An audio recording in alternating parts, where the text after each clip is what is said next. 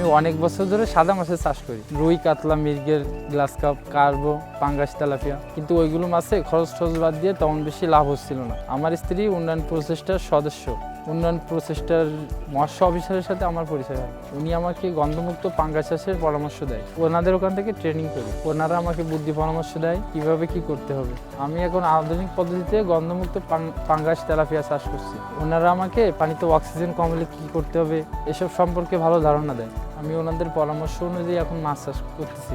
আশা করছি এই মাছগুলো আমি দ্রুত বাজারজাত করতে পারবো, ভালো দাম পাবো। শুনছি গন্ধমুক্ত পাঙ্গাসের ভালো চাহিদা আসে বাজারে, এটা চাষে আমি লাভবান হচ্ছি। 4 থেকে 5 মাসের মধ্যে এই মাছ বাজারজাত করা যায়। আমি আশা করছি আগের তুলনায় এই মাছ চাষে আমি বেশি লাভবান হব। উন্নয়ন প্রচেষ্টাকে অনেক ধন্যবাদ।